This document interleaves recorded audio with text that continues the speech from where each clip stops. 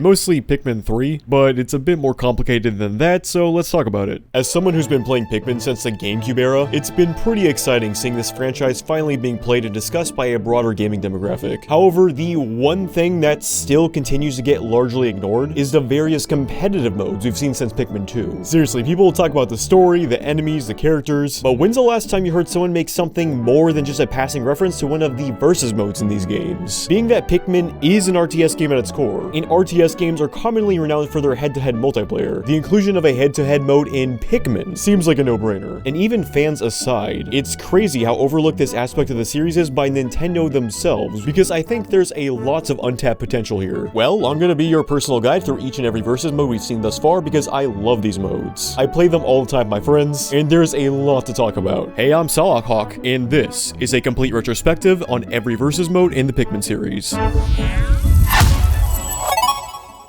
Our journey begins with Pikmin 2, as it was not only the first game to have two-player co-op, but also two-player versus, simply referred to as two-player battle. We have Olimar as player 1 and Louie as player 2, pitted against each other in 1 of 10 maps. Olimar is in control of red Pikmin, and Louie blues. I've actually got this next part wrong in the past, so I wanted to correct myself here. As most Pikmin fans know, reds are stronger than blues, having a 1.5x damage multiplier opposed to the standard 1x that blues have. Needless to say, this is something that needed to be addressed so that the player with blues isn't at an immediate disadvantage. I thought, and incorrectly claimed in the past, that reds were nerfed to match the power of blues, when really, it's actually the opposite. Blues have been buffed to match the power of reds, making Pikmin 2's battle mode the only time in this series blues have had a higher than average damage output. Even though reds and blues have the same damage output here, they are still immune to fire and water attacks respectively. There are no fire geysers or bodies of water, so this can only be seen when engaging with a fiery or watery blowhog. The main objective of the mode is to secure 4 yellow marbles back to your onion, of which there are exactly 7 in every layout. Despite resembling the treasure crystallized telekinesis from the story mode, which normally takes 10 Pikmin to carry, the variant in two-player battle can be carried with a single Pikmin. Likely so you can still win even if you only have 1 Pikmin remaining. They're all partially buried, and not until recently did I know there's a small chance for them to spawn shearwigs whenever you unearth them. So if you leave a bunch of Pikmin on a marble, just to come back to see a fully dug up marble with no Pikmin in sight, well, that's what happened. Another way to win is if you steal your opponent's colored marble from their base and bring it back to yours. It essentially provides a makeshift captured off flag element, and it's a lot of fun stealing your opponent's marble from right under their nose while they're distracted with something else. More uncommon ways to win is if the other player loses every last one of their Pikmin, resulting in a Pikmin extinction, or if they take too much damage, resulting in a player down. While still uncommon, you take considerably more damage from enemies in 1 and 2 than you do in 3 or 4, which my friend was very much unaware of when we played recently and was also extremely funny. You lost? Wait, can you die? You start with a default of 10 Pikmin, which can be adjusted from 5 to 50 before the match starts. And much like you'd expect, defeating enemies and returning their corpse will reward you with more Pikmin you can pluck to add to your squad. The restriction of only allowing 100 Pikmin out at a time is likewise seen in this mode, albeit that 100 is split between both players, allowing Olimar and Louie to have a max of 50 Pikmin each. Something I want to address, because I totally got this wrong during the scripting process, is that if you already have 50 Pikmin out, and then bring back an enemy corpse, the Pikmin you would have got do not get added to your reserves. In Pikmin 3's Bingo, if you have 50 Pikmin and then lose some, any additional Pikmin you have in your onion will automatically sprout out to keep your count at 50. It does not work like that in 2, so don't even bother returning corpse if you're already at your max Pikmin count when playing two-player battle. PvE is basically the bread and butter of Pikmin, but given this is a versus mode, can Pikmin attack opponent Pikmin? Well, it'd be kinda silly if they couldn't. Pikmin battles are always super hectic and really entertaining to watch, for both 2 and 3. Although this is how it works in 2 since it's a bit different in 3. When a Pikmin is in range of enemy Pikmin, it will run towards it and engage combat with it. In 2, Pikmin remain stationary while fighting and will only take on 1 Pikmin at a time. This seems limiting, and I suppose it kind of is. But as you'll see when we eventually get to Pikmin 3, this design choice has a lot more advantages than you'd think. Initiating a fight against enemy Pikmin is the best way to stop your opponent from carrying something back, since if 2 opposing Pikmin are close enough, they'll start fighting even if that means dropping what they were currently doing. Your Pikmin can also attack the opposing captain. This doesn't do damage in Pikmin 2, although it will prevent your opponent from performing certain actions. As is standard for Pikmin games, flower Pikmin are no more efficient in combat than leaf Pikmin, albeit Pikmin charged with a spicy spray will have an advantage in combat, a fairly significant one in fact. You throw a single spicy charged Pikmin and it'll just like annihilate an entire squad. Speaking of sprays, you start with 2 spicy and 2 bitter at the start of every game, with the exception of Warpath where where you only start with one of each. Spicy Spray does exactly what you'd expect. It makes Pikmin super powerful and fast. Bitter Spray will petrify enemies as it does in story or mission modes. Do keep in mind that defeating enemies when petrified will not allow you to retrieve their corpse. In addition, exclusive the versus mode will plant any enemy Pikmin the spray comes in contact with. This can be a great stalling tactic as it can immediately stop your opponent from retrieving an item under proper use. Any planted Pikmin can be plucked, although they will reemerge on their own if you wait long enough. Additional sprays have a chance of spawning inside the various eggs you'll find throughout the map, and it's highly recommended you seek these out since proper use of sprays are essentially the meta of 2's battle mode. The other way to obtain more sprays is through the item roulette. Throughout the match, cherries will randomly spawn in various areas. If you return a cherry back to your onion, you will get one of 12 items. Here's the list. You got a +5, which will sprout 5 Pikmin at your onion, +10, which is the same deal except with 10 Pikmin, flower, which will bloom all your unburied Pikmin into flowers, even ones not currently with you, which is a much better item than you may think because unlike 3 and 4, the speed difference between a leaf and a flower Pikmin is substantial in 2. Not to mention, every yellow marble needs to be dug up, which flower Pikmin will likewise do faster. So remember to break open those eggs for nectar too. The ghost makes you and your Pikmin invisible to your opponent for a full minute, although do keep in mind you will still be fully visible to enemies. You got your spicy and bitter spray items that give you an additional spicy or bitter respectively. The marble return will send your colored marble back to your base from anywhere on the map. I recently played with someone who had never played the 2-player battle before, and as such was completely unaware of this item. His reaction to it when he thought he was about to win was priceless. Oh, should I? No. What? Hey, Jordan. Explain. The boulder item will drop boulders on an opponent, killing any Pikmin it hits. The volatile Dweevil will drop one of those kamikaze spiders carrying a bomb on your opponent. And the 3 remaining items, the swooping Snitchbug, the withering Blowhog, and the fiery/watery Blowhog, will spawn one of said enemies at your opponent's base. These enemies can be a huge time sink to your opponent, and they will not be able to carry back the corpse if they do happen to kill it. If you're sent any of these, in some scenarios it's actually just better to ignore them, because spawned enemies will eventually disappear over time. There are also sprites for 3 more items that go unused. The 3 icons depict a spotty bullbear, an antenna beetle, and a random blue Dweevil that, much like the Blowhog item, would have likely spawned a fiery or watery spider depending on which player used it. I can imagine they weren't added because 3 of the 12 items already spawn an enemy at the opponent's base. And also, a bullbear spawn is just brutal, like even for Pikmin 2. There's 10 different stages to play on, all of which having their own defined themes and enemies. They're all based on the cave theme seen in the main game, but despite that, they do a pretty good job making them all feel distinct since many of them are built around a specific gimmick. Battlefield is your rudimentary first map sort of deal, pretty small but not tiny, and populated by small enemies. Warpath actually is tiny, probably why it's the only map where you do not start with 2 of each spray. Most of the time when you play this map, your base will practically be touching the base of your opponent, which makes the meta of Warpath super quick rounds that are more focused on the player marbles opposed to the yellow ones. Carpet Plane is your first really sizey stage. You got big open areas, and your biggest hazard you'll be dealing with on this one is the puffy Blowhogs pushing around your Pikmin. It can be easy to get lost if you're not paying attention on this one. Angle Maze, as the name would imply, is a maze of tight square hallways. Big Bulborbs and even a boss can spawn on this one, making it significantly more dangerous than the previous 3. Also, if you're as curious as I was to see what happens when you defeat it, here it is.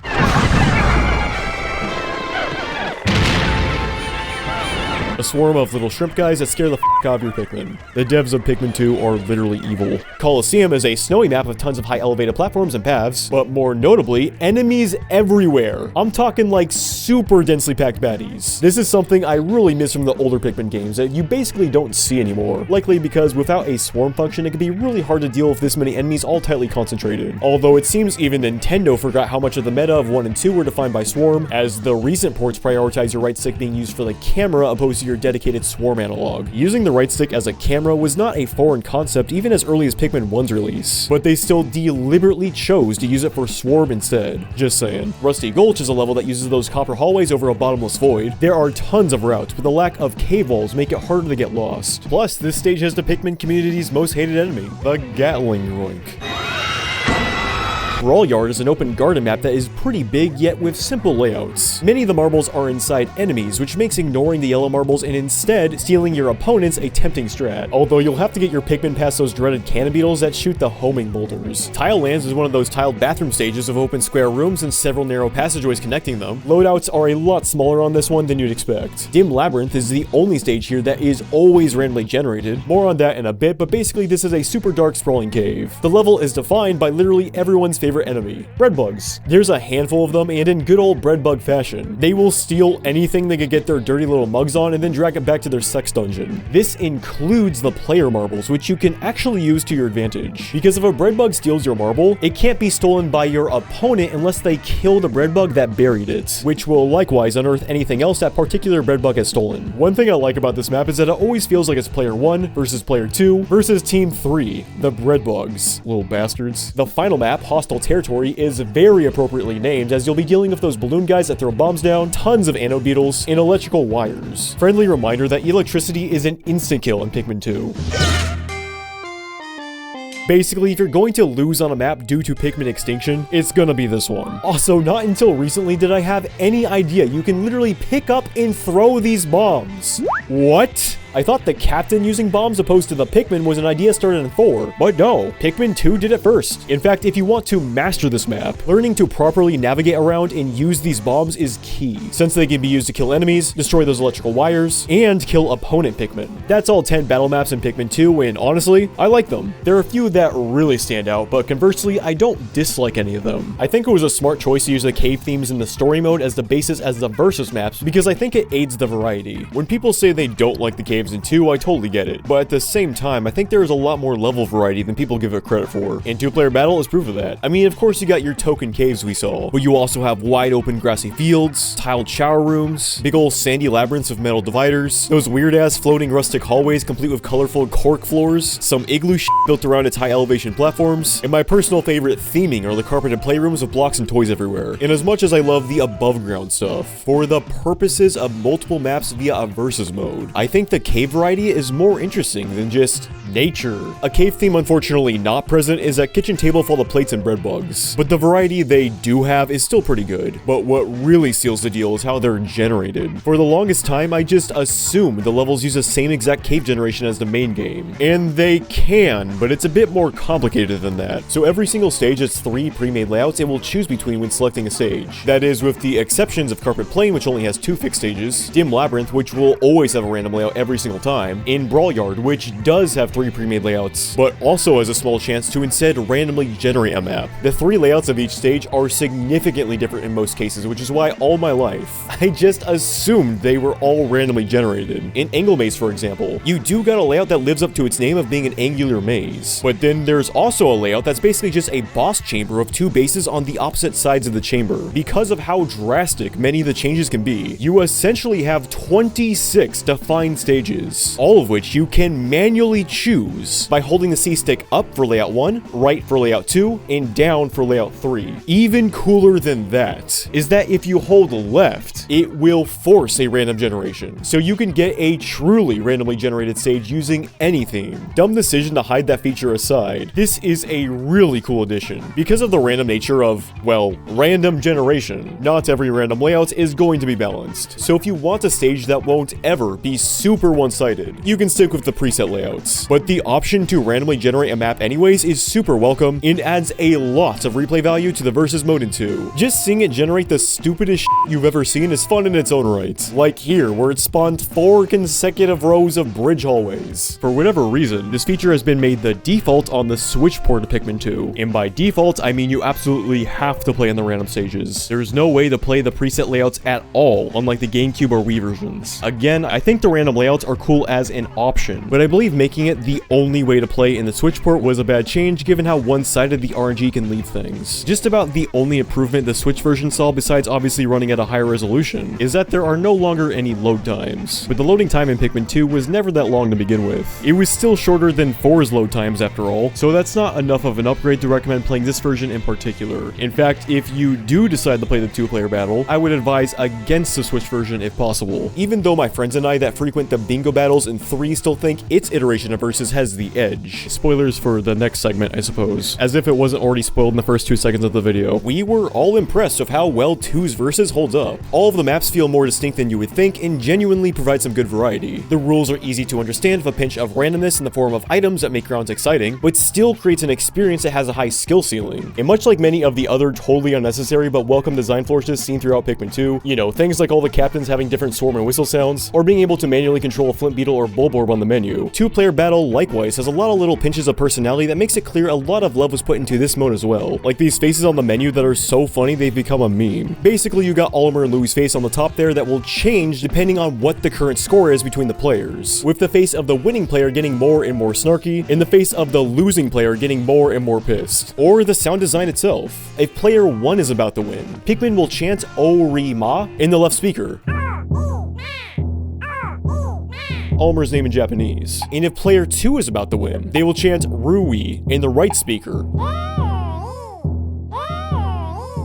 Louie's name in Japanese. I think if a newer fan plays it now, the biggest hurdle for them will be getting a handle on the controls. A lot has changed in that department over the years. My friends I play 3 with that did not grow up with the games on GameCube like I did still prefer the pointer and lock-on stuff of 3. Just getting acquainted with the differences of the older games compared to the newer ones can be a hurdle in of itself, which is why I was surprised I even enjoyed the verses in 2 at all. But if the differences in controls and mechanics aren't a hurdle for you, I would recommend giving that 2-player battle a try, because I genuinely think it holds up. It's a good thing Pikmin 2 had so much content, because us Pikmin fans wouldn't see a new game until nearly 10 years later with the release of Pikmin 3 on Wii U. And among all the new content we saw with the release of 3, its implementation of its versus mode really went above and beyond. As expected from a sequel, Pikmin 3's versus mode is a natural progression from 2's, as it lifts many of its fundamentals as the basis of 3's bingo battle. Red and blue teams that can have a max of 50 Pikmin each? Check. Cherries you can bring back to roll 1 of 12 items? Check. A capture the flag element in the form of a colored object you need to steal from your opponent's base? Check.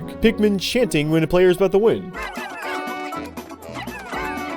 Check. So when talking about Bingo Battle, I will be highlighting what's different, opposed to reiterating how things work if they're the same. Pikmin 3's Bingo Battle has Alf pitted against Olimar, with the ultimate objective to get a bingo, although the other win conditions from 2 also return. Captain Down, Pikmin Extinction, and stealing a colored item from the opponent's base, this time being a macaroon. Obvious difference here, as the name would imply, is the bingo board itself. Honestly, this is such an ingenious idea that I swear only a developer like Nintendo could come up with. The way that it works is that each player will have a 4x4 bingo board that will generate at the start of every match, populated with items and enemies that can be found throughout the stage. Even though the order of items on the bingo board will be reshuffled every time you play a match, the things on it will be predetermined for whatever stage variation was loaded. Anytime you carry back an item, the corresponding slot on the bingo board will light up. So if you got a picture of a bulborb on your board, you gotta kill it and retrieve its body to fill out that slot. Of course, much like traditional bingo, filling out a complete line, whether that be horizontally, vertically, or diagonally, secures a win. While Pikmin 2 did a damn fine job setting the stage on how a versus mode would operate, it's 3 that threw that curveball, adding another layer of complexity and strategy by implementing bingo into a competitive RTS. Like, what the fuck?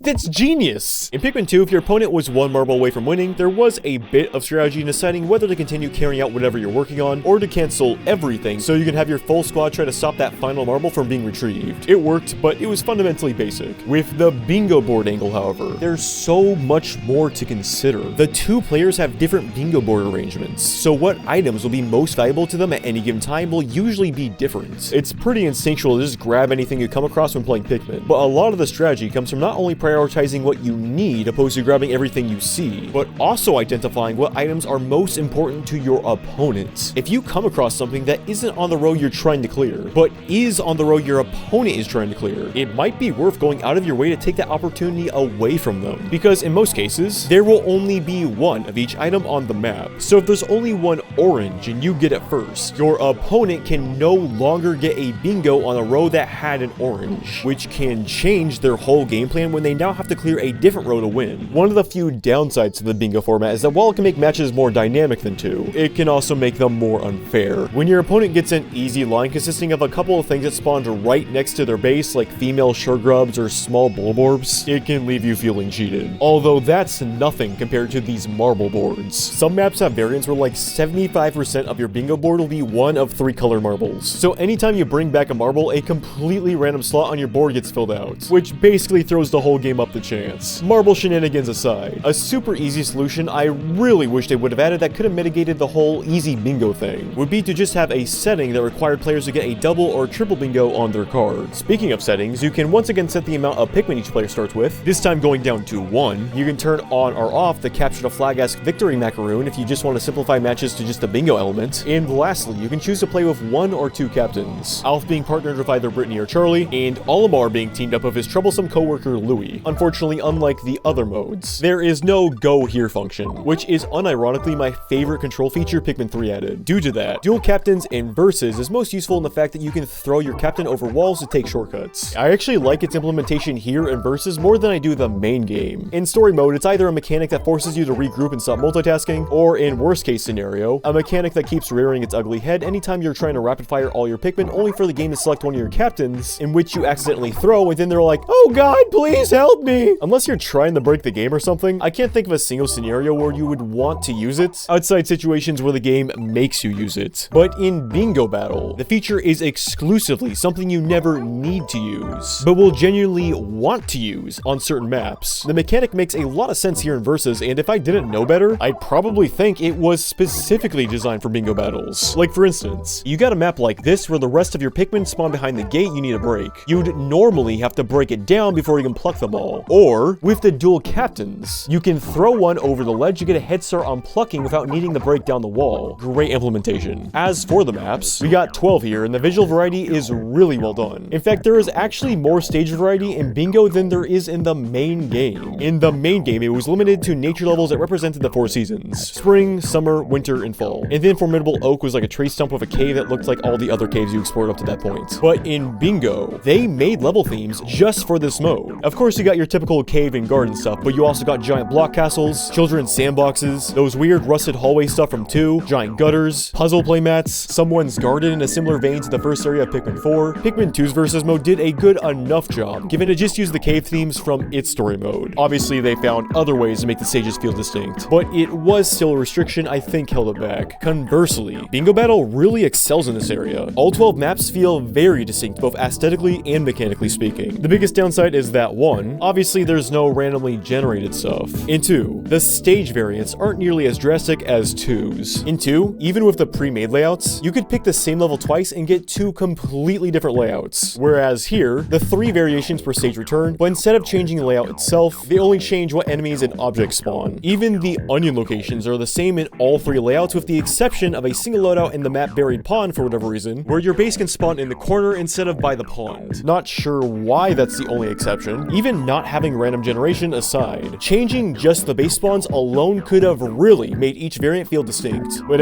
what are you gonna do? Honestly, all that is a small price to pay because I do prefer the stage variety in 3. One of the biggest advantages this has over 2, and even 4, is that every map in Bingo Battle will have at least one variation with 2 Pikmin types the map is built around. Whereas Pikmin 2 gave player 1's reds and player 2 blues, both players in Bingo Battle will be able to use 2 different types of Pikmin, albeit Alf's Pikmin will have blue leaves and Olimar's red. This addition alone adds a ton of strategy. Obviously, utilizing the strengths of various Pikmin types is a huge part of the meta of any Pikmin game, and that alone adds depth. But by having 2 types, you need to plan out what Pikmin you want to make more of, and build your strategy around that. Because no matter what, you still got that finite cap of 50 Pikmin you can make, but you can prioritize to make more of one type over the other. For example, there was a match I played with my cousin on Stagnant Sea where we both started with reds, which he prioritized since they're better at combat, and since we started with them, it was easier to grow their numbers quicker. I instead ignored reds and chose to build my number of blues, which gave me the upper hand since if I brought an item into water, which the map has a lot of, I basically couldn't be contested. The inclusion of 2 Pikmin types in a stage is an important thing to note here, because a single type wouldn't change individual strategies that much. I mean, if it's a water map and both teams had blues, then that water may as well not even be there. It's the design choice of having 2 types that each player needs to actively decide between in real time that gives Bingo Battle that typing strategy. Anyways, here's the map loadouts themselves. Shaded Terrace is your token small introduction stage. The bases are super close to one another, but are divided by a large bulborb. I like the predicament this creates because obviously a single bulborb isn't that hard to take down, but doing so opens this divider between your bases. And if you kill it, your opponent is going to be like right there, making that bulborb you just killed super easy to steal. Again, I love this dynamic because it's just a bulborb, but its implementation here is basically treated as a mobile wall. Great introduction stage. Stagnant Sea, as mentioned prior, is a map that is like 50% water, giving blues a significant edge here. Each player starts on a little corner island, and without blues, you'll need to build a bridge to access a majority of the map. Twisted Cavern is a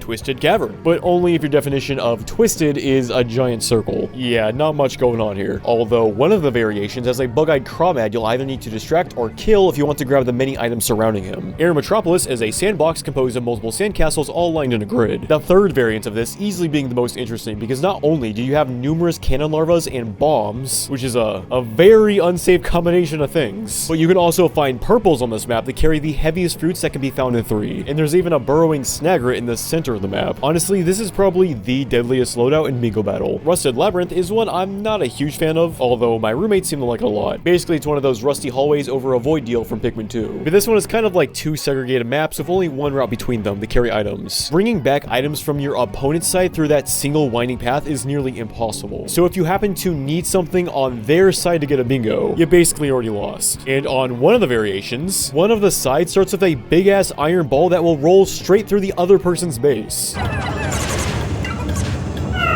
Also, that boulder is the only way to take down the walls in the center, which means the player who spawns on that side gets to decide on when or if those walls get to go down. Pretty one-sided, but that BS has nothing on Jigsaw Fortress, which would otherwise be a cool map. I mean, it's a big old castle made up of building blocks. That being said, believe it or not, the person who starts on the top of the castle is at a significant disadvantage. You got a base on the ground and a base on the tip of the castle. The player on the ground starts with a bunch of extra planted Pikmin right next to their base on 2 of the 3 layouts, opposed to the other player who needs to go off of the castle to find theirs. So that's already a huge point in the grounded player's favor. But beyond that, having to bring shit all the way up and around the castle is such a handicap. If both players started on the ground or on the castle, this would probably be one of my faves. But as is, it's easily the most one-sided level. Blooming Terrace is a great well-rounded garden map I'm pretty sure everyone likes. It's sort of like a souped-up version of the first map. 2 routes to your opponent's base on the left and right, and a center route that leads directly to them with a couple of big bulborbs acting as dynamic barricades. Interestingly, this is the only map of candy pop buds to convert your Pikmin to another type, in this case purples. Pretty useless given there isn't that much heavy stuff on this map, and you'll find purples anyways inside a Medusal Slurker once you defeat it. Wait, is that really the name of that thing? I never bothered to learn a name since me and my roommates always just refer to it as a jellyfish, but I gotta be honest, I wasn't expecting that to be the name. Parch Brook is another map of Indifferent 2 as it fundamentally functions as a second Rusted Labyrinth in terms of design. What I mean by that is that the map is essentially split into 2 halves. And if you need an item that happens to be on your opponent's side, it's a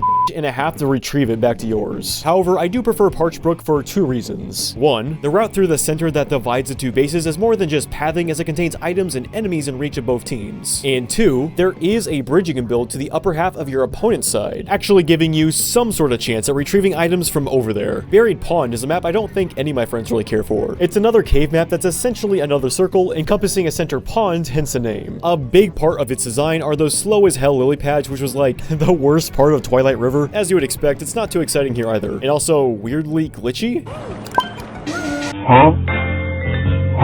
As mentioned, it's the only map of 2 different base spawns, which I think it was wasted on here because our next map, Sandbox Kingdom, would have greatly benefited from some other onion locations. This is a wide open sandbox map that would be super solid, was it not for the location of your base, which is on top of this sandhill. Carrying up this steep of an incline is super janky, and it makes stealing items near impossible if your opponent already has something going up that hill. There also seems to be this issue when you're inclining a slope. It sometimes won't let you throw Pikmin, even beyond the jank. Having to carry each and every item, enemy, or pellets up that mound really slows things down. Corroded Maze, other than having a marble variant, I like this one. The map is built around its frequent use of bombs and walls, and having nothing but a shallow wall between the path that you're on and your Pikmin's death makes for an interesting playing experience. Bulborbs are generally total pushovers in Pikmin 3 because you could just throw some Pikmin at their eyes to force them into their shake animation. Although on this map, that mere shake can send Pikmin falling to their death. That alone kind of forces you to play this one differently than any other map, which is why I like it. The final map is my absolute favorite, and that's Jigsaw Coliseum. Coliseum is an apt description because this map is huge, making for really long rounds. That being said, if there's any map that should have had the word maze in the title, it's this one. This is definitely a map you need to learn the layout of. Until you familiarize yourself with it, you probably won't like it. If you have a good sense of direction, you'll more than likely enjoy it from the get-go as I did. Otherwise, it's very easy to get lost here if you're jumping in blind. Nonetheless, it is the biggest map with multiple of the toughest enemies, and a perfect perfect end cap to the 12 stages in Pikmin 3. Overall, I like the selection here. There are some stinkers, but otherwise I appreciate the variety on offer. Beyond maybe the 2 cave circle levels, there aren't any 2 maps that feel all too similar in terms of layout and progression. While I do prefer the map selection in Pikmin 3, I would say the biggest advantage 2 has over 3 is the random generation and the 3 layouts feeling significantly different. Also, there's no way to pick the exact variant you want in Pikmin 3, so if you want a rematch on the same loadouts, you have to keep loading the stage and backing out to the menu until it finally picks the one you want. The last big element to mention here are the items, and oh boy, we got some busted ones this time around. Items are provided via cherries once again. However, in addition, there is also a golden cherry which only appears when one of the players is really lagging behind and will completely fill up all 5 of your reserved item slots. The 5 item slots might fool you into thinking you can hold 1 more than you could in 2, but it's 5 for both games, since in Pikmin 3, the item that is currently active is your first item slot. As for what you can get, you got a plus 10 that sprouts 10 Pikmin out of your onion, a plus 5 that will sprout 5 rare Pikmin out of your onion, aka the ones you do not start with. For the longest time, I just assumed this was a worse plus 10, but no, there is a distinction between the 2 items. Lightning will shock your opponent and their Pikmin, not a great item since electricity only stuns in 3, and as you would expect, yellows are completely impervious. The lucky marble will fill out a random unfilled space on your board. I should also mention this can be found in the stages themselves on certain layouts, and has a gold model of the president's head inside.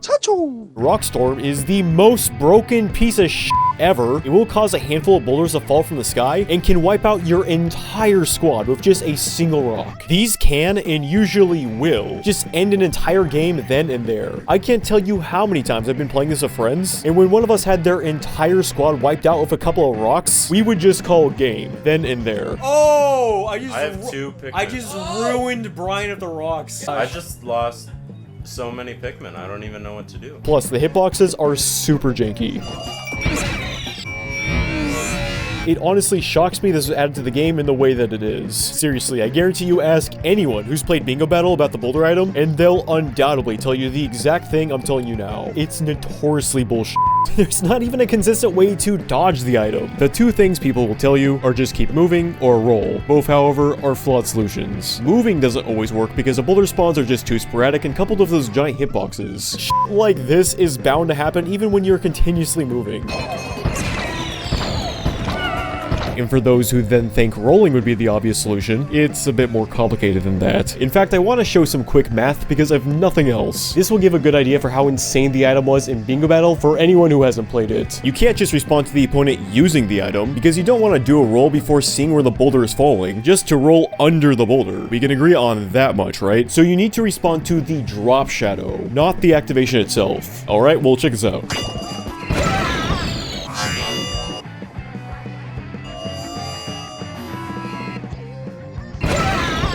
17 frames from when the item was triggered to when it kills all those Pikmin. Average visual reaction time is 1/4 of a second, 8 frames in this case. Time from your thumb to move to the stick to the awkwardly placed directional buttons plus hitting the correct button, about 4 more frames if you're being fast. Then we add the average latency of your monitor or TV if game mode on, plus the inherent latency of the game itself, plus the delay for your Pikmin to respond to a roll command, because yes, there is a bit of delay between the time you issue the command from when the Pikmin respond to said command. All that is about 10 frames. Then of course, the number of frames it takes for them to roll from their current location to a spot that's actually safe, a final 12 more frames. And that 12 is being extremely generous because this is how much they move in 12 frames.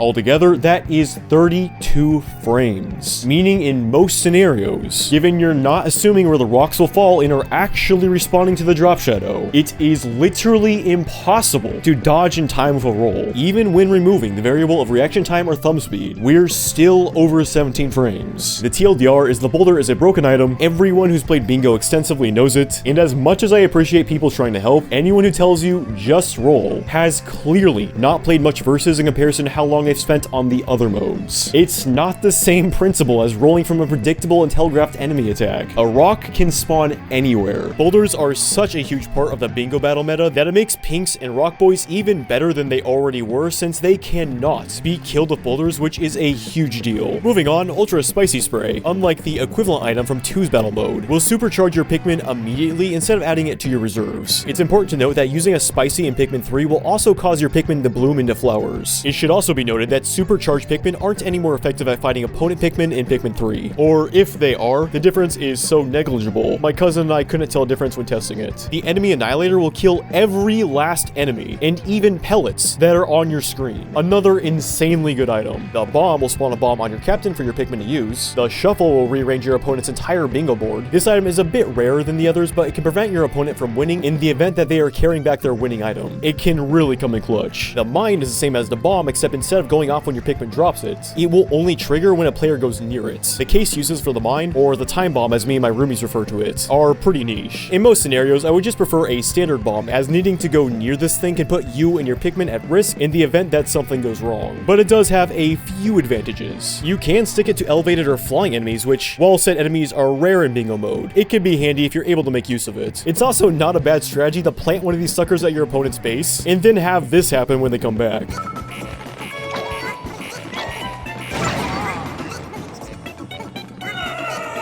The warp item is pretty hit and miss. It teleports your opponent and any Pikmin they have with them to a random spot on the map. It's best used when you and your rival are head-to-head fighting over something, as you can get them to back off even for just a sec. Other times though, it's not unlikely to warp them to the exact spot they want to be. I would say the map where it's consistently devastating is Jigsaw Coliseum, simply due to the sheer size of the stage. The final item is the Macaroon recovery, which I always forget is even in the game since I usually play with the Macaroon turned off. It's similar to the marble return from 2, except instead of bouncing your item back to your base, it simply teleports. On the subject of the Macaroon though, probably the biggest difference between it and the colored marbles from Pikmin 2 is that you can actually carry your own Macaroon back to your base. Just like Pikmin 2, 3 likewise had a few items cut during development. The cut items were a standard +5 that actually would have just been a worse +10, since it just provided 5 more of the type you started with. A flower that presumably would have bloomed all your Pikmin to flowers, much like the item seen in 2. It makes enough sense that they cut this, since the difference between a leaf and a flower Pikmin is not very significant in Pikmin 3. And also, unlike 2, using a spicy blooms your Pikmin anyway. There was a rock storm item, except only with a single boulder, and an item called swap, which, based on the texture, would have swapped your board with your opponent's. To save myself some comments, yes, the cutting room floor does list a 5th unused item, although based on the context clues, I don't think it was an item. All the textures for the in-game roulette items are contained in a SZS file within the directory TIMG. And while yes, that bingo fog texture is also in that folder, so is everything else. I mean, like, I think every last UI element in the bingo battle is in this directory. The texture for fire effects, glow effects, visual noise, everything. And considering the 4 cut items I described use the same naming convention as the items that are in the game, NH_roulette, and then the item's name. And Bingo Fog does not use this naming convention. Leads me to believe the bingo_fog file didn't have anything to do with the roulette wheel or its items, and was more likely supposed to be another visual effect in line with the others mentioned. Unless there is some confirmation from a dev this was indeed planned to be an item, I'm calling shenanigans. Regardless, those are all the items in Bingo Battle, and while there is more variety than the 12 in 2's verses, there is also less balance, which hey, may not necessarily be a bad thing depending on who you ask. The enemy nuke and especially the boulders are so utterly broken, it blows my mind they made their way into the game. Some people might like the chaos, although it would have been cool to see some item options, or at the very least a nerf for the boulder item when this game was ported to Switch. Speaking of Switch, Bingo Battle was more or less untouched during the porting process, beyond some minor things I noticed, like the playroom maps having noticeably more reverb.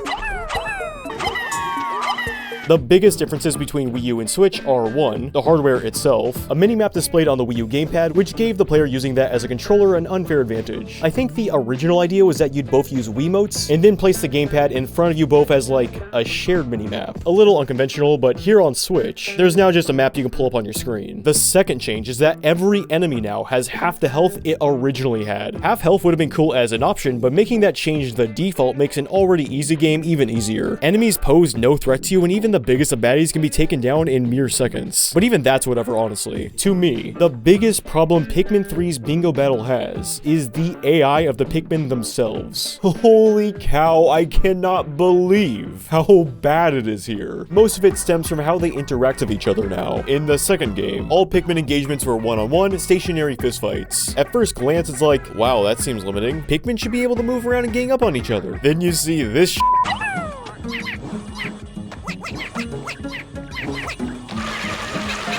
and realize maybe Pikmin 2 had it right all along.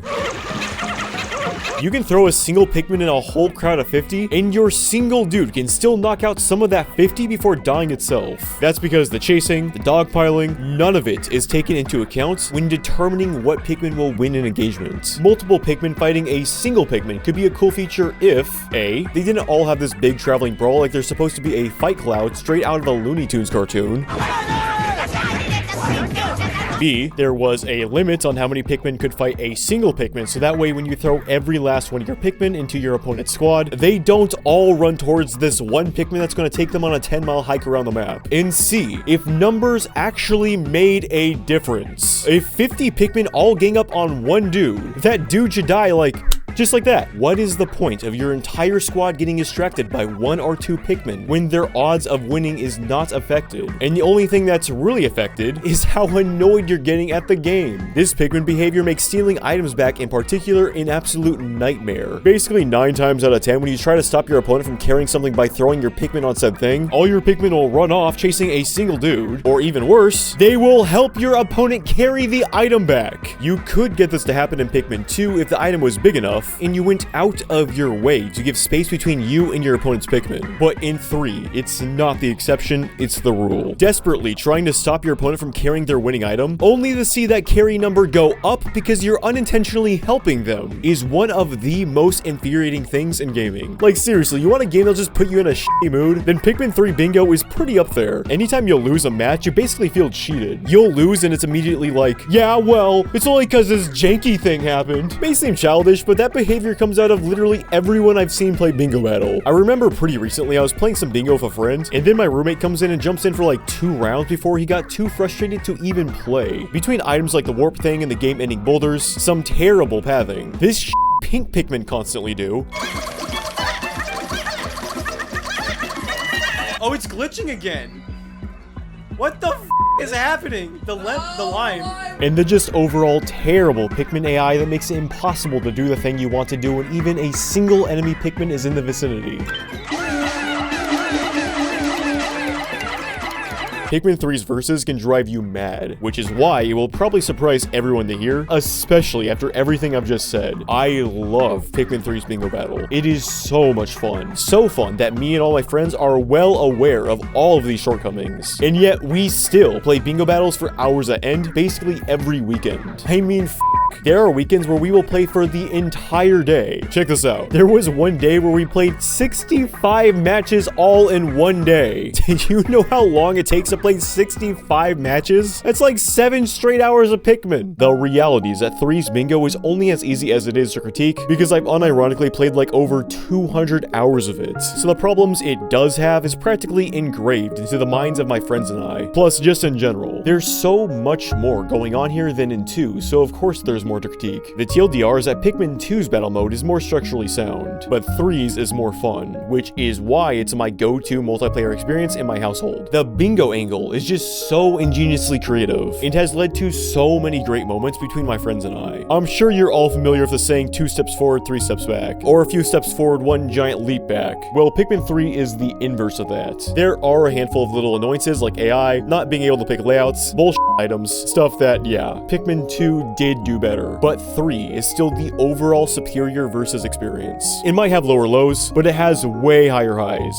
I can't stress enough how addictive Bingo Battle is. This might sound crazy, but it is by far my favorite thing about Pikmin 3. The other modes don't even come close for me. If you have Pikmin 3 and a friend that also likes Pikmin, it gets a glowing recommendation from me. Seriously, try it if you haven't. With a recommendation that positive, that just leaves us with Pikmin 4's competitive mode. With that 10-year gap between 3 and 4, were they able to top what they accomplished in Pikmin 3? Who's gonna tell him? I ain't gonna waste your time with this one, I'm just gonna come out swinging. Pikmin 4's versus mode Dandori battle is the most disappointed I've been of anything gaming related in a long time. Pikmin 3's Bingo Battle is practically a staple of my household. My friends and I have played it almost every week for what has to have been nearly 2 years by this point. For a lot of people, the multiplayer component of these games is seen as an afterthought, but not us. I'm such a diehard fan of the multiplayer that when I finally got my hands on Pikmin 4, the first thing I played played was not the story, but the verses. After playing all 6 maps, yes, 6, we'll get there, my cousin who I was playing with and I had the same takeaway. This doesn't even compare to the previous multiplayer offerings in past titles. And if you like it, it's not like that's anything to be ashamed of. It isn't that it's incompetent or anything. I'm sure for most people, all this mode is to them, and really all it needed to be is just a fun little distraction, a part of the main story mode. And to be completely fair, in that context, it does its job well, adding some variety to the core game loop. It's not what you play the game for, but as brief additions to your typical Pikmin playthrough, it's fun enough. But as a standalone game mode on the menu, and especially as a follow-up to Pikmin 3's Bingo Battle, this was a massive disappointment. Starting from the top, Dandori Battle sees you playing as either your custom character, Colin, or Shepard, facing up against either Olimar or Louie. Despite the custom character being a huge part of Pikmin 4's identity, the second player does not get the option to play as one and can only choose either Olimar or Louie. Not that it matters too much, since for whatever reason, despite being able to select a character from your profile, it won't keep any of your assigned hotkeys. Which means even if you did set a disband hotkey like I did, it doesn't matter and you'll need to awkwardly pause the game and use that dial menu to disband your Pikmin even when using the same profile. Dual captains is no longer an option, but in its place is Ochi or Moss depending on which player you are. Unlike dual captains, however, having a space doggy is not an option. You might think that's an obvious restriction since you need them to knock down items on certain maps, but depending on what Pikmin you choose to start with, you can lock yourself out of items on certain maps anyway, so the constraint is a bit odd. The goal of Dandori Battle is to have the most points once the clock hits 0. You get points by carrying back literally anything that can be carried. Pellets, enemies, gold, you name it. There are multipliers set on random items referred to as bonus finds in game, and the best feature is easily the sneak bomb, which is a tug-of-war sort of mechanic where if you carry this bomb to your opponent's base, they will lose a ton of points. Beyond those two things, that's basically the gist of the mode. Just get more points than your opponent. A lot of the basics return, such as each team having a 50 Pikmin cap. As far as differences from the previous 2 games, items are now retrieved via capsules you run into instead of carrying back a cherry, which also means you don't have to send a Pikmin back to your base. You can just immediately have it. Suppose it's up for debate whether that changes for the better. Besides glow Pikmin, which are tied to a random roulette item, maps are now only built around a single Pikmin type. Unfortunate, given 2 Pikmin types per map added a ton of strategy in 3's Bingo Battles. Enemies and items endlessly spawn now. Makes enough sense given the only end condition this time around is the timer itself. And the last big difference is the AI of the Pikmin themselves. They might not be brain dead like they were in Bingo Battle, but that's mostly due to the fact that they can't interact with other Pikmin at all anymore. They can't even attack the opponent's captain now. We'll definitely get back to this since this change removes much of the competitive aspect the previous games had. I figured the best way to go about this is to break everything up into segments as to not get muddled in the hundreds of notes I took for this video. Let's start with settings. More game settings is something both 2 and 3 were sorely lacking. By comparison, Pikmin 4 has the most settings in the versus mode to date, but in a sick twist of fate, not only are none of them the settings you would actually want, you certainly can't configure enemy health, spawn rates, respawn time, nothing like that. But in a bizarre decision, they're all tied together into a single difficulty slider. If you want to start with a bunch of Pikmin for shit and giggles, that difficulty setting will also make Ochi insanely OP and start you off with 5 items. Or hey, want to crank up the challenge and start with just a single Pikmin? My friends and I like doing that from time to time in Pikmin 3 after all. Well, if you choose to do that, you straight up can't use the charge horn. What? That's just like a basic game function. It's like if in Smash Bros when you picked a higher difficulty for classic mode, you just couldn't use smash attacks. Like, yeah, I guess that does make it harder in a roundabout way, but that also makes it significantly less fun to play. Puzzling decision to combine all these options together aside, if there's going to be a difficulty slider, it should be the change to skill level of the computer player. In the campaign, Olimar and eventually Louie get much better as you progress through the game, but at least from what I can tell, the quote-unquote difficulty, nor whether you make the computer player Olimar or Louie, actually affects their skill level outside the story mode. There are some global settings, like being able to turn off bonus finds and the sneak bomb as mentioned previously, both seemingly contributing to the aspects of Dandori Battle that encourage the most strategy you'll see from the mode, so I advise against it. You can also change the type of Pikmin you'll be using, which would be cool if the stages themselves took it into consideration, but they don't. Dandori Castle has an electric gate for yells to take down that, unless you want to cross your fingers that you roll a bomb and then blow it on that wall, you simply just can't tear down if you don't start with yellows. Leafy Showdown, same deal. There's glass walls for rock Pikmin to break, but if you do not have rock Pikmin, those walls are still there and you just can't break them. Hot Sandy Duel. Hay walls for reds to burn down, but if you don't have reds, you can't pick up fire starters. As for the maps, we only have 6 this time around, half the maps of Pikmin 3, in only 2 themes, Playroom and Sandbox. At first glance, 6 less maps and 4 less themes sucks, but it might not seem like the biggest downgrade. Unfortunately, there's more to it than that. Let's recap. Pikmin 2 had 10 maps, Pikmin 3 had 12 maps, Pikmin 4 has 6 maps, Pikmin 2 has 7 7-ish themes. It's debatable since Battlefield, Warpath, Angle Maze, and Dim Labyrinth are all dark caves with majorly dirt floors, but the layouts themselves are different enough, and there's a handful of aesthetic variances to at least split the diff, counting them as having 2 unique themes between the 4. Pikmin 3 distinctly splits the maps into 2 per theme, making a total of 6 themes. Then Pikmin 4 has 2 themes. Pikmin 2, with 2 exceptions, has 3 variations per stage, plus the ability to randomly generate each map on every stage. Pikmin 3 once again had 3 variations per stage, each variation often supplying different Pikmin types, and different hazards or enemies to compensate for said variations included Pikmin. Pikmin 4 has no variations, not even when swapping out the provided Pikmin type as established. Laying it out like that makes it abundantly clear that map variety, not just sheer quantity, is a significant downgrade from 2 and 3. They made unique map themes for Bingo Battle that were not present in the game's story mode, but Dandori Battle didn't even need to take it that far. Start to finish, Pikmin 4 has the most visually diverse environments in the entire series. Underground Japanese dry gardens, swamps, aquariums, dank-ass tile rooms, some dude's house. Pikmin 4 is in no way bankrupt for suitable textures and other various assets they can recycle from the main game to add some more level variety to verses. Hell, even if they are only going to have 2 themes, get more creative with the lighting. Have fun with it. We see this in the Dandori Challenge Ice Cross course. It's the same theme used in Dandori battles, it's the playroom theme, but simply changing the lighting conditions goes a long way in making this map truly feel different. Having all 6 maps use what appears to be the same exact lighting in everything makes each map feel interchangeable from the last. But alright, let's be fair here and at least give Dandori Battle the same treatment as the last 2 games by looking at each map one by one. Trial Run is your first basic starter map, a little too basic. This is the smallest introduction stage thus far. Both bases are right across from each other with nothing else besides 2 dirt walls hiding a gold pile, and 2 elevated platforms that can spawn a strawberry. I mean, you're basically looking at the entire map right now. Battle in a Box is another open playroom map, with the focal point being a center bulborb that seemingly respawns every 5 seconds. Not a bad map, but not much else going on here. Dandori Castle is very similar in layout to Jigsaw Fortress from Bingo Battle, in that one player starts at the top of the castle, and the other starts at the bottom. Credit where credit is due, it's much more balanced than its Pikmin 3 equivalent, although that is mostly due to the fact that this map is a quarter of the size. It's not that small in comparison to the other stages in 4, but saying it's a fourth of the size of Jigsaw Fortress is not an exaggeration. Leafy Showdown is a map with 0 leaves. I think maybe it's called that because there's dappled shading from the moving leaves above you, but all 3 sandbox maps have this lighting effect, so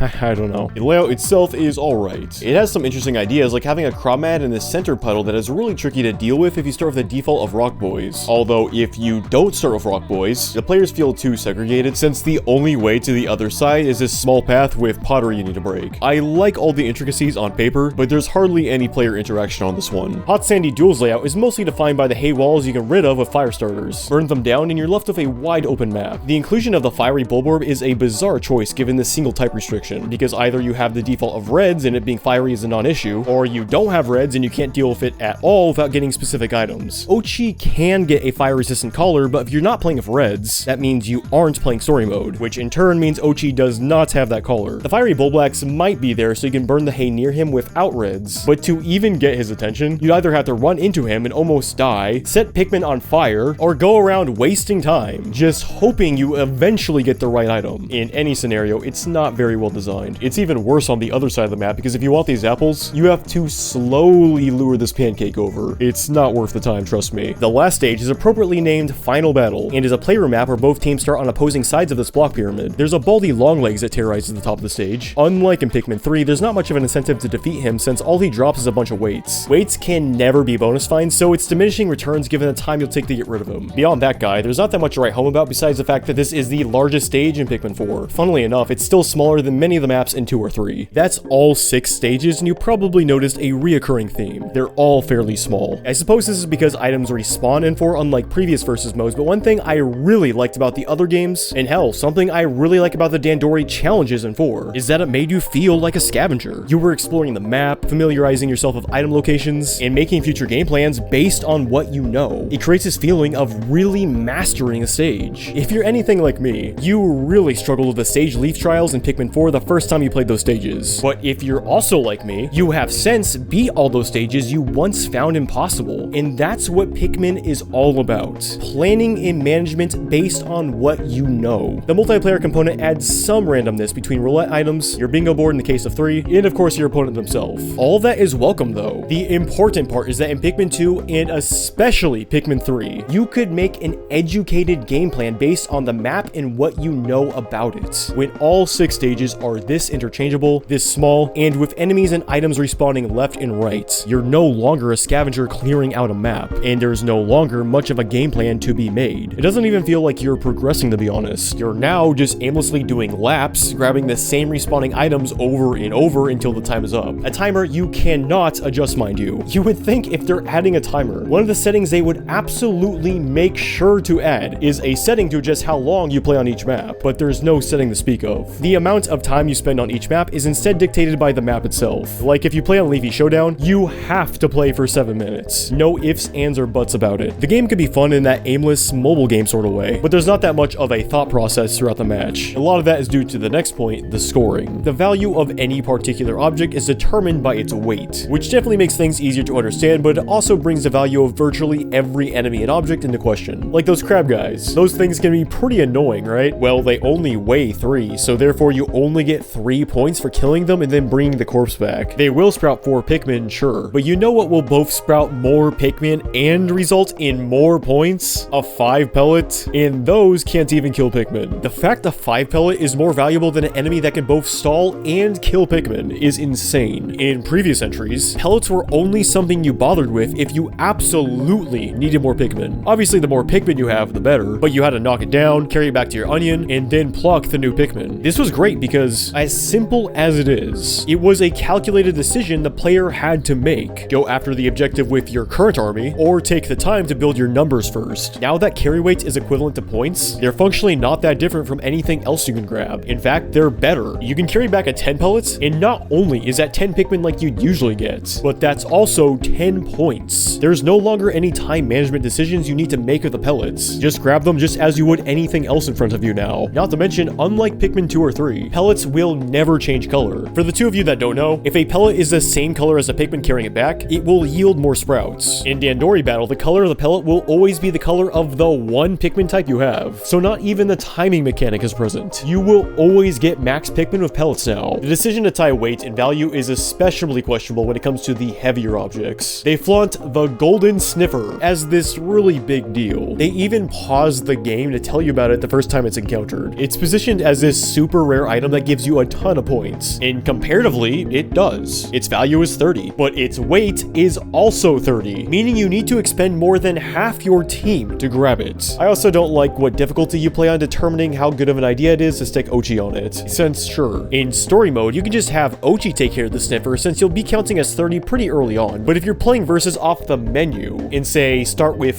5 Pikmin, which is what me and my friends like to do, Ochi will only count for 10, and considering the versatility of Ochi, it's not worth not having him for however long if you still need to be short 20 Pikmin. If such a heavy item is only worth its weight, and it cannot be affected by a bonus multiplier, then you might as well split up your work getting everything else you find around you, especially when maps are so small. You will, intentionally or not, be going after bonus finds constantly, which will obviously yield a bigger return, especially if said bonus find is something like a small bulborb that are everywhere, and will also yield more Pikmin. As if pellets or small bulborbs being valued by their weight didn't make them good enough, you don't even need to pluck the sprouts they produce. Pikmin will now immediately just hop out of the onion. I've seen this praised as a good thing since it speeds up gameplay, but plucking Pikmin isn't some arbitrary decision they randomly threw in that doesn't add anything to the game. In fact, especially in the context of a versus mode, it's quite the opposite. Let me paint you a scenario, a very common one mind you, of why having the pluck Pikmin is a good design choice. You're at your base and have over 20 Pikmin that can be added to your squad as soon as you pluck them, but your opponent is carrying back the winning item. Time is of the essence. Having said that, every additional Pikmin you can add to your army is going to matter, so a real predicament is created when needing to decide how much time you should actually spend plucking Pikmin. Some people might choose to not pluck any at all and deal with the current squad they have, while others may cut it close, plucking as many Pikmin as possible so they can contest their opponent with a bigger squad. However, if you take too long, it's not going to matter how big your squad is because you won't be able to stop your opponent in time. This is a pretty basic scenario, but again, a very probable one. In fact, I think having the pluck your Pikmin makes more sense in versus than it does in the story mode, because in story mode, if you have 80 out of 100 Pikmin out and are bringing something back, you're going to have to pluck all those Pikmin as soon as that corpse returns. But in every game, you could just pull out 20 to make sure you have a total of 100 out in the field, even if it's a color you don't want, and then once that corpse returns, the Pikmin you would have had to pluck just get added to your reserves. And from there, you can just pull them out without plucking a single one. In Versus, there is no onion management, so there's no way to cheese things, which means plucking every Pikmin you make is a mandatory part of the game, and as such, is a time sink you must factor into your strategy. Again, in a pinch, sometimes it might be smarter to just play with what you got and leave your Pikmin in the ground. None of this forethought can exist when you're immediately just given the Pikmin. Hell, you don't even have to be at your onion. You can just use Idler's Alert to make sure that any and all Pikmin at your onion are always coming to you. Now it's just go, go, go. No time to think or strategize. Just thing with the stuff until the timer says you can't stuff. Look, I'm an impatient guy too. So from a surface level glance, I can understand why people think plucking Pikmin is annoying, but its removal is not worth sacrificing that extra layer of strategic depth that comes with it, as minor as it may have seemed, just so us more impatient players don't have to press A every now and then. After all, Pikmin at its core is a game about time management, and having to manage time to pluck Pikmin plays directly into that theme. Hands down, the most damning change Dandori Battle saw was the AI of the Pikmin themselves. On one hand, the manner in which Pikmin interacted with each other in Pikmin 3 was easily the worst part of Bingo Battle, but instead of fixing it and making interactions more similar to how they worked in Pikmin 2's Marble Battle, they've gone in the complete opposite direction and removed Pikmin interactions entirely. This means no more eliminating opponent Pikmin with your squad, and no more stalling a captain by putting your Pikmin on them. The removal of this aspect makes Dandori Battle feel less like a battle mode that has you directly competing, and more so like two players that happen to be doing a challenge mode level simultaneously. For whatever reason, you can still attack your opponent's dog, which might be useful if there was a respawn time, but the second you knock them out, they almost immediately respawn.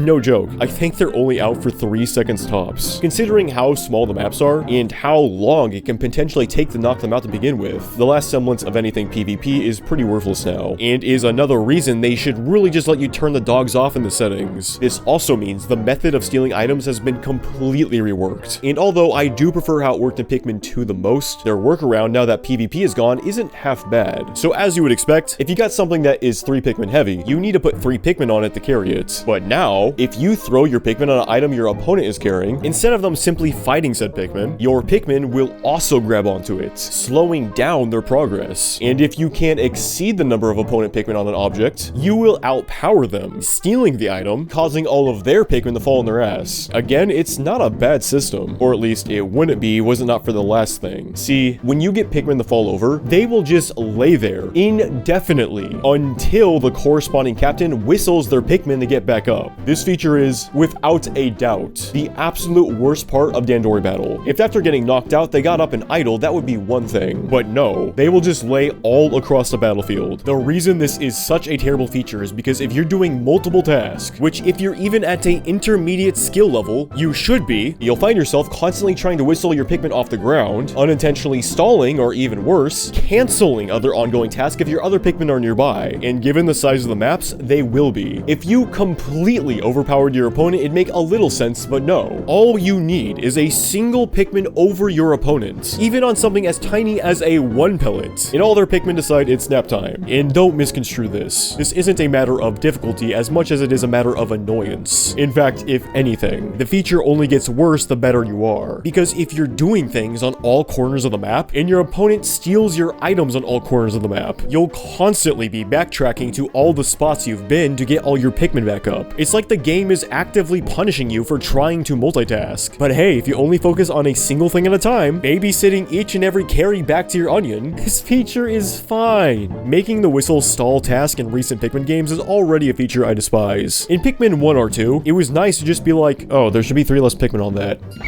Boom, done. But now, with the whole stall everything in the vicinity, and double whistle or hold to take Pikmin off, everything is much sloppier and slower. I mean, really, even if someone likes the feature where you have to double whistle to get Pikmin off an item, that feature is not reliant on a mechanic that stalls or cancels everything in the area. And as much as I hate that change, this laying down shit is the final evolution of that annoyance. All I want to do is get these dumb motherfuckers off their asses. And now I'm stalling and canceling all these tasks because everything is so tightly packed. Why would they add something like this? Whistling canceling task is annoying in a way that does not seem intentional. Circling the map without my Pikmin, trying to find out where on the ground they're lying, stalling all these other tasks in the process is not fun. If this laying down thing was really going to be a feature, there needs to be 2 separate whistle buttons. One that will whistle all Pikmin regardless of what they're doing, like how it used to be in 1 or 2, and another that will only whistle Pikmin not performing a task. But at that point, we're only making an already cluttered feeling control scheme, looking at you action wheel, even more convoluted. Also, no direct Pikmin PvP means you can't do a thing about your opponent carrying gold. Truly, you just can't stop an opponent Pikmin from carrying gold. Not unless you, I guess, maybe not only happen to have a bomb, but can perfectly time that shit. Even then, that's a pretty big waste of a bomb. And that's really strange because Pikmin 3 had grape stacks, which were functionally similar to gold piles, but you were able to stop an opponent from carrying those. Or at least, all this is what I thought until I was told you can stop Pikmin from carrying gold if you use Ochi's Rush, which, I'm not gonna lie, only frustrates me even more. Something as basic as being able to stop opponent Pikmin using your own Pikmin should not be exclusively tied to your dog. All this does is discourage the player from sending Ochi off to multitask and make the PvP elements more stilted. It's as if Nintendo went out of their way to decentivize any PvP interactions that define a versus mode. Of course, with no Pikmin interactions and no permanent knockouts like I showed you with the dogs, it resulted in the removal of corresponding win conditions. Both Pikmin 2 and 3 had 4 win conditions that would end a game. The main objective, which was collect 4 yellow marbles for 2 and get a bingo for 3, cause your opponent to get a captain down, induce their Pikmin extinction, or steal the colored item from their base. Having multiple win conditions gave players a lot more to think about, especially stealing the colored item from your opponent's base. Now in 4, we only have a single win condition. Wait for the time to run out and have the most points once that happens. Any semblance of a capture the flag element is no longer present, and both the player and Ochi, despite having health bars, will immediately respawn. All of this results in a much less varied game mode overall. If there's one element I can compliment Dandori Battle for, it's the Sneak Bomb. The Sneak Bomb will show up about halfway through the game. Its spawn location will differ depending on who's currently winning. As I say, if you're in the lead, it will spawn closer to your base since you do not want it. Then from there, you need to put at least 5 Pikmin on it to start moving the bomb to your opponent's base, causing them to lose up to 100 points if it makes it there. In Dandori Battle, the peak of strategy is when the Sneak Bomb is introduced. Not only does it become a game of tug-of-war, but you need to think about how many Pikmin should I put on the bomb? Should I put only a few on there so I can multitask elsewhere? If one is arriving to your onion, is it worth going out of your way to cancel all your ongoing tasks so you can have more Pikmin to prevent it? I don't like how it pauses the game with a cutscene you have to skip. Seriously, you shouldn't have to skip a cutscene in a Pikmin versus mode. But otherwise, I really do like the implementation of the Sneak Bomb. In my opinion, I believe it to be the most interesting thing about Dandori Battle, which is saying a lot when the feature itself is treated as a throwaway option that can be turned off entirely. It's the one element that reinforces the competitive aspect of a competitive mode the most. I mean, you could make a game mode with just the Sneak Bomb. Have 5 of them spawn as soon as the match starts. Each base gets 3 lives. Get 3 Sneak Bombs to your opponent's base to win. I don't know, I think there's something there. The last major thing to cover is the items, now called mystery capsules. 9 items in total in Pikmin 4, which is the lowest number we've seen thus far, and only 2 new ones. 3 if you want to be really generous and count the +5 glow Pikmin. But Pikmin 3 likewise at a +5 that gave you Pikmin of a type you did not start with, which is more or less what the +5 glowies is. 5 Pikmin of a type you didn't start with. Although the cut for a bit of slack, I'd argue all the most important items are here. You got your +10 Pikmin, which now spawns them directly on you opposed to sprouting seeds at your onion. +5 glowies, which is the same thing except with glow Pikmin. Lightning Shock, which is similar to its Bingo Battle iteration, stunning your opponent's Pikmin. Notable difference is that it actually works on yellows in this game, despite them typically being impervious to electricity. The mine is the same as 3 Sensor Bomb, except in 4, it's thrown by your captain instead of your Pikmin, which I think makes the item a lot better. Or at least, that aspect of it is better. They can no longer be set off by the thrower, which is a huge downgrade. So if you're like, hey, I don't have yellows to take down this electric gate, but I have this mine I can use, well, you better think again because it doesn't work like that anymore. It's now an item you throw, but can only be triggered by enemies or your opponent. So everything but you. The Trackinator is a bomb on wheels that will automatically track down enemies and even the other player's dog. It can't track down opponent Pikmin, unfortunately, but still a pretty cool item. Bewilder Bomb, the second new item, drops a ball of ink on your opponent, making all their Pikmin and their space doggy scurry around the map until whistled. It won't actually kill Pikmin, despite them coughing like they do when they're poisoned. Rock Storm is nothing like it was in Pikmin 3. As mentioned when talking about Pikmin 3's bingo battle, it was hands down the most devastating item in the series. It came out immediately, and the spawn locations of the rocks were extremely unpredictable. The boulder may have been broken in 3, but in 4, it's practically useless. They really overcorrected on this one. Now when you use it, it unironically takes about 2 seconds until your opponent sees the first drop shadow. And unlike Pikmin 3, where the drop shadow was affected by the lighting engine, making it extremely hard to know exactly where the boulder is falling from, the drop shadow in 4 will always be directly under the rock. Even then, boulders are now so small, so spread out, and move so slow, you have a full 2 seconds, 60 frames running at 30 FPS, compared to Bingo 17 to dodge them. So I guess in a roundabout way, this means someone at Nintendo knows how broken they were before, but they've gone from being broken to being worthless. The Warp, an item that teleports your opponent to a random location, has also been nerfed, albeit in this case, that's only due to the maps being so small now. Then your final item is the Spicy Spray, charging up all your Pikmin. Unlike the last 2 battle modes, you don't have a reserve for them, so rolling it on the roulette is the only way to get them now. Much like story mode, it will power up all your Pikmin, not just the ones with you, making the item the best it's ever been. Maybe even too good actually. An argument could be made that it's the best item on the roulette now. A final, albeit perhaps minor point in comparison to everything else I've talked about, is the load times. Pikmin 4 is a phenomenal looking game. The best looking game on the Switch in my opinion. Like, look at that fucking wet sand. Like, holy shit.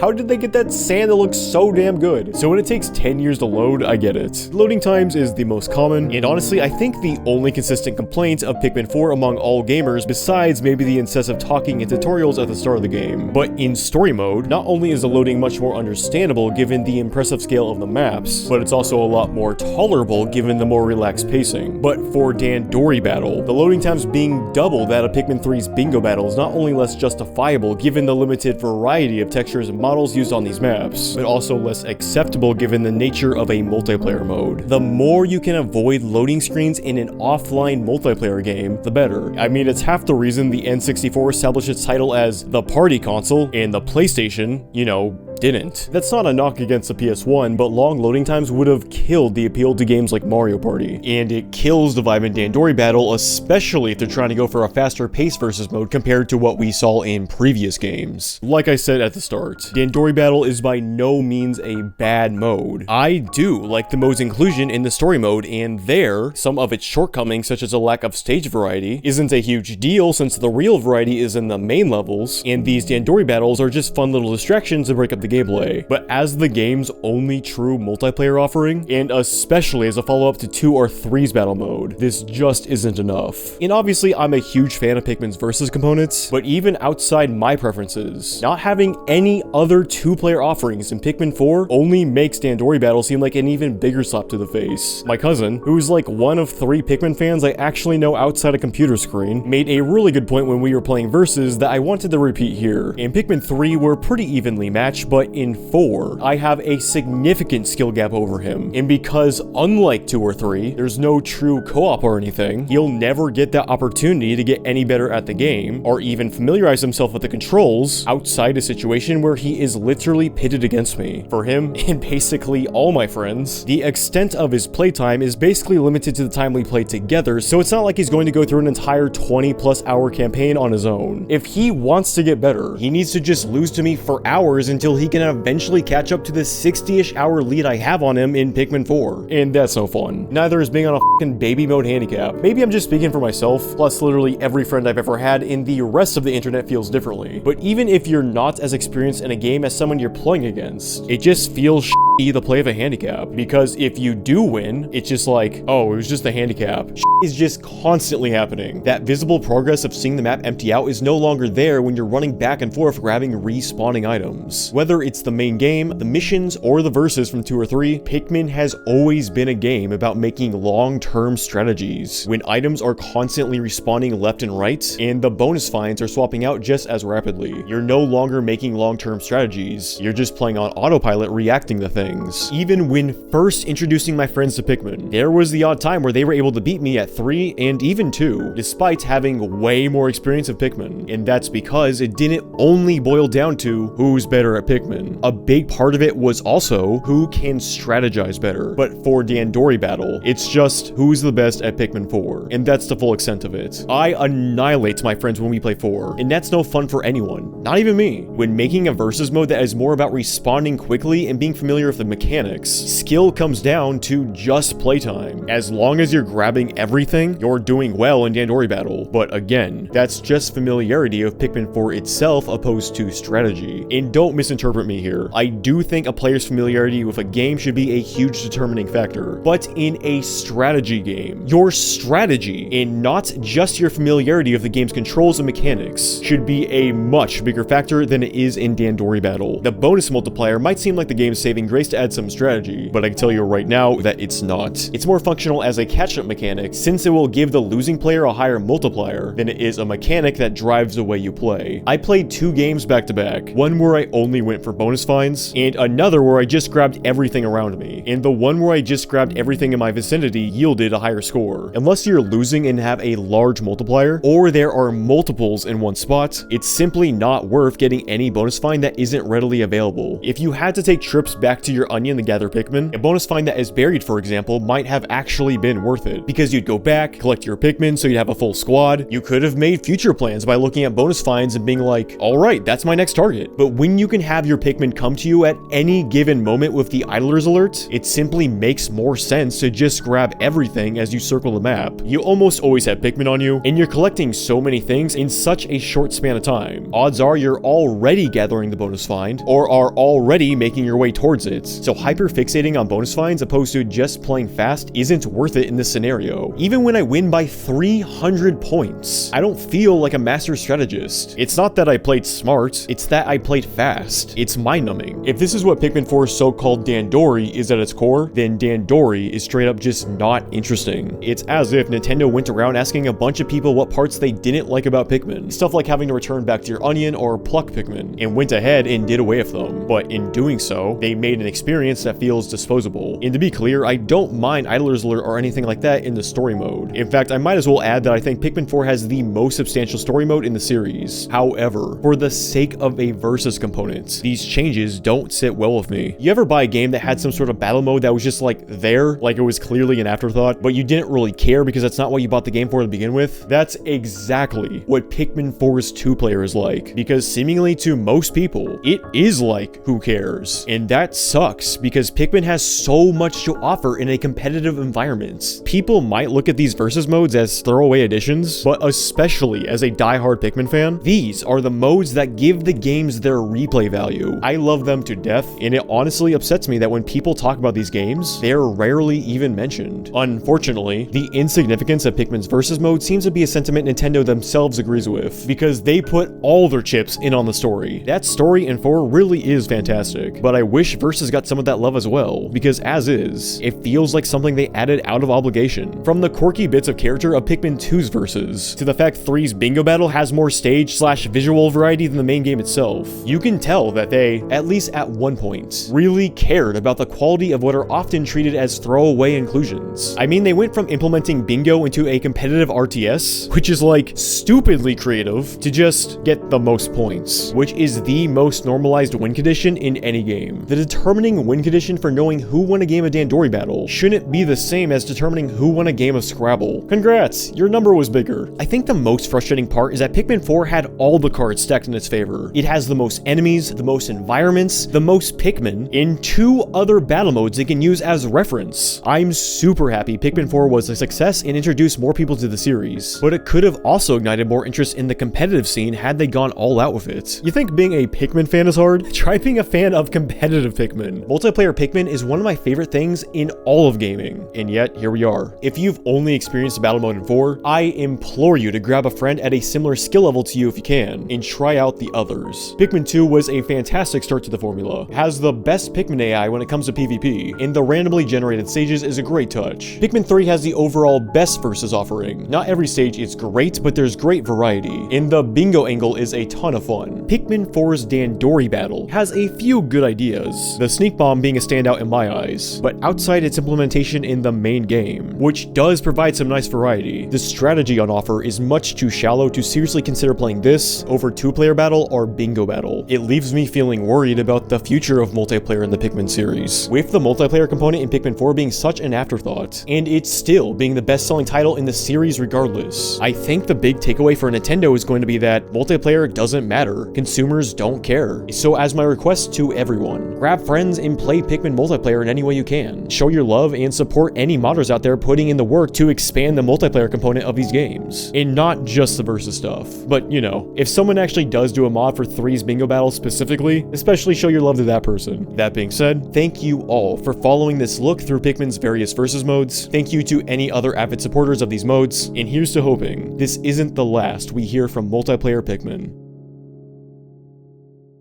Hey, thank you so much for watching. I want to give one big final thanks to my previous patrons, such as your boy Busby, Pig the Pork, Ralph W. Kelly, Alizard, Niji, Evan Halbert, Some Crazy Idiot, Ian, David Marchesi, Kenzo Tien, Drew Kellenberger, Dave Pacheco, Victoria Mars, and Amanda Guth. And to anyone else who supported me throughout the years. You know who you are, and I really appreciated it. But until next time, have a good one.